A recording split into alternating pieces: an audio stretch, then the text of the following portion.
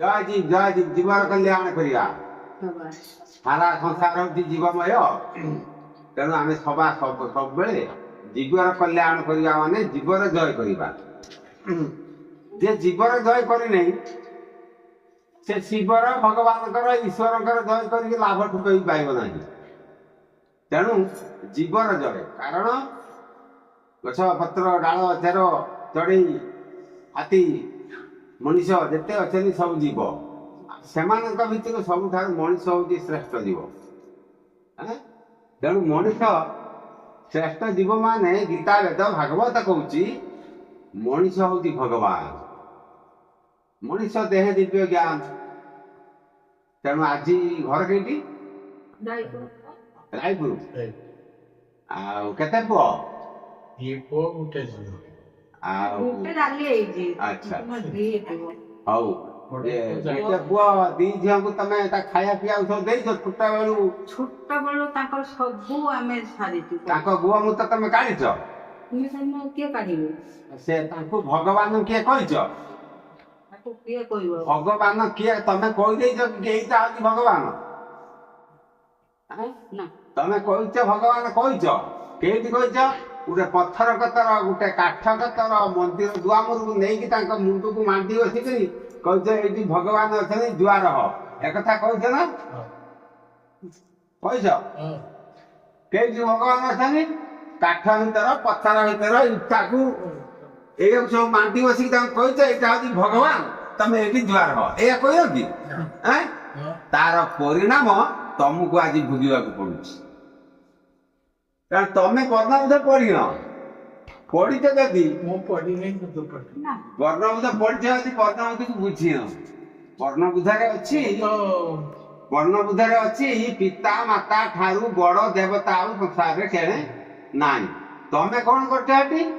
ତମେ ଗୋଟେ କାଠ କଥର ପଥର କଥର ମନ୍ଦିର ଭିତରେ ନେଇକି ଛୁଆକୁ ମୁଣ୍ଡିଆ ମାରିଛ ଏଇଠି ଭଗବାନ ଅଛି ଜୁଆର ହବ।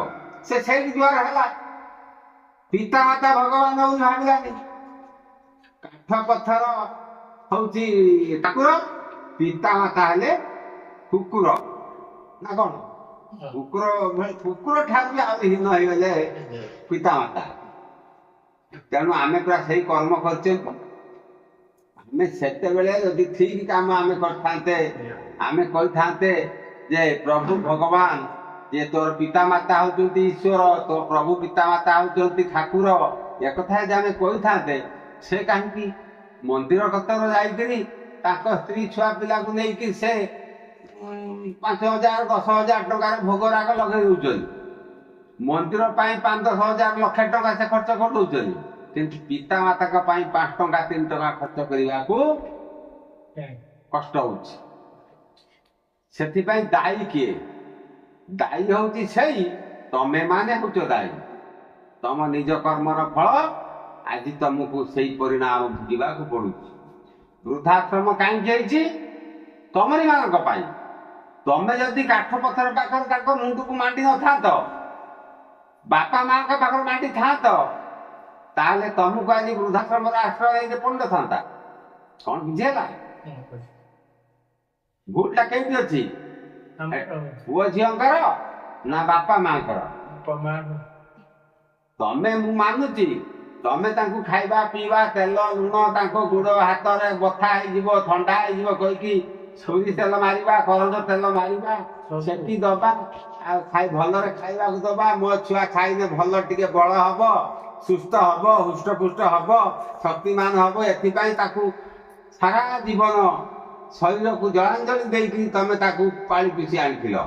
କିନ୍ତୁ ହେଲେ ସାମାନ୍ୟ ଟିକିଏ ତ୍ରୁଟି ଅଜ୍ଞାନତା, ସାମାନ୍ୟ ଟିକିଏ ଅଜ୍ଞାନତା ଆଜି ଆମକୁ ବୃଦ୍ଧାଶ୍ରମରେ ପହଞ୍ଚେଇ ଦେଇଛି। ଯେମିତି କ୍ଷୀର ଦିହରେ ଗୋଟେ କୁଇଣ୍ଟାଲ କ୍ଷୀର ଦିହରେ ଟିକିଏ ଖଟା ପଡିଗଲା ପରେ କାନ୍ଦନି, କାନ୍ଦିବାର କଣ ଅଛି? ଆରେ କାନ୍ଦନି, କେହି ନଥିଲେ ତମ ସଂସାର ଭିତରେ କେହି ନଥିଲେ ମାନବ ମନ୍ଦିର ଅଛି, ସିଏ ତମକୁ ସାହାରା ଦବ। ତେଣୁ କାନ୍ଦିବାର ନାହିଁ। ତେଣୁ ଯେ ଯେମିତି ଗୋଟେ ମହଣ କ୍ଷୀର ଭିତର ଆମେ ଟିକେ ଖଟା ପକେଇଦବା ତାହେଲେ ସେ କ୍ଷୀର ନଷ୍ଟ ହେଇଯାଏ। ତେଣୁ ଯଦି ନଷ୍ଟ ହେଇଯିବ କଲା କିଏ ଆମେ ସେ କ୍ଷୀର ଧିଅର ଟିକେ ଖଟା ପକେଇ ଦିଅନ୍ତି ବୋଲି ତେଣୁ କ୍ଷୀର ସାରା କଟିଗଲା ତେଣୁ ସେଥିପାଇଁ ଆମେ ଟିକେ ଭୁଲ ପାଇଁ ପ୍ରକୃତ ଭଗବାନ କୋଉଠି ଅଛି ଆମେ ଜାଣି ନ ଜାଣିକି ଆମେ ନେଇ କାଠ ପଥର ଭିତରେ ମୁଣ୍ଡ ନଇ ଦେଇଥିବା ତାଙ୍କର ସେ ଆଜି ସେଇ ଠାକୁର ବୋଲି ଭାବିଛନ୍ତି ପିତାମାତାଙ୍କୁ ଭାବି ନାହାନ୍ତି ତେଣୁ ଆମେ ସେଇ ଭୁଲକୁ ସୁଧାରିବା ସାରା ସଂସାର ପିତାମାତା ମଣିଷ ଭାବେ ଆଗ ପଛକୁ ଭାବିବା ଦରକାର ପ୍ରକୃତରେ ଅସିଲି ଭଗବାନ କୋଉଠି ଅଛି ତେଣୁ ସେଥିପାଇଁ ମୁଁ ଆଜି ସମସ୍ତ ସଂସାରବାସୀ ସମସ୍ତ ନୂତନ କରି ପିତାମାତା ବନଉଥିବା ବାପା ମାଙ୍କୁ ନୂଆ ପିତାମାତା ହବାକୁ ଯାଉଥିବା ପୁଅ ଝିଅଙ୍କୁ ମୁଁ ନିବେଦନ କରିବି ସଂସାର ଭିତରେ ଯେମିତି ଅସିଲି ଭଗବାନଙ୍କୁ ତାଙ୍କୁ ଚିହ୍ନାନ୍ତୁ ଭବିଷ୍ୟତରେ ଯୋଉ ପୁଅ ଝିଅ ଆମର ତିଆରି ହେବେ ଆମେ ଯଦି ତାଙ୍କୁ କାଠ ପଥର ପାଖରେ ମୁଣ୍ଡିଆ ନ ମାରି ଯଦି ପିତାମାତାଙ୍କ ପାଖରେ ମୁଣ୍ଡିଆ ମରେଇବା ତାହେଲେ ଭବିଷ୍ୟତରେ ଆମ ପାଇଁ ଆଉ ଅନ୍ଧାର ଆସିବନି ଭବିଷ୍ୟତରେ ଆମ ପାଇଁ ଆଉ ଝଡ଼ ତୁଫାନ ଆସିବନି ତେଣୁ ସେଥିପାଇଁ ମୁଁ ନୂତନ ଭାବରେ ପିତାମାତା ହେବାକୁ ଯାଉଥିବା ସନ୍ତାନ ମାନଙ୍କୁ ମୁଁ ଅତି ବିନମ୍ର ସହକାରେ ମୁଁ କହୁଛି ଯେ କି ଭବିଷ୍ୟତରେ ଯଦି ଆମେ ଏ ସଂସାରକୁ ଆମେ ଅସିଲି ଭଗବାନ ପାଖରେ ପହଞ୍ଚେଇବାର ଅଛି ତାହେଲେ କାଠ ପଥର ମନ୍ଦିର ପାଖକୁ ନେଇକରି ସନ୍ତାନ ମାନଙ୍କୁ ଆମେ ଗୋଟେ ଭ୍ରମରେ ପକେଇବା ଭୁଲ ବାଟରେ ନେଇକି ଛାଡ଼ିଦେବା ଅର୍ଥ ହଉଛି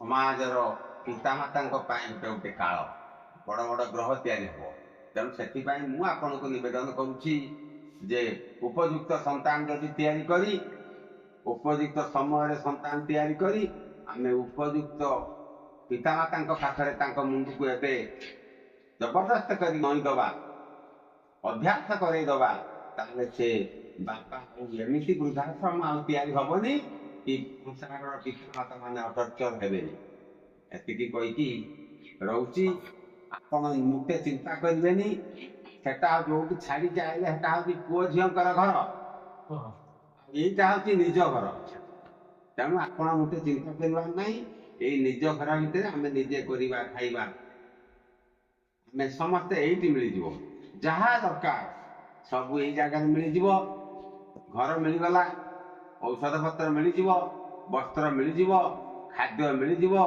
ଶାନ୍ତି ମିଳିଯିବ ଆଉ ଯୋଗ କର ନିରୋଗ ହୁଅ ଆମେ ଯୋଗ କଲେ କ'ଣ ହବ ଆମେ ଭଲ ସୁସ୍ଥ ଦେହଟିଏ ପାଇବା ଯୋଉ ଆଣ୍ଠୁ ଗଣ୍ଠୁ ଧରୁଛି ଏଇ ବୟସରେ ଏଗୁଡ଼ା କିଛି ଆସିବନି ସବୁ ଲୋପ ହେଇଯିବ କୁଆଡ଼େ ହଉ ସପ୍ରେମ ଜୟ ଜୀ।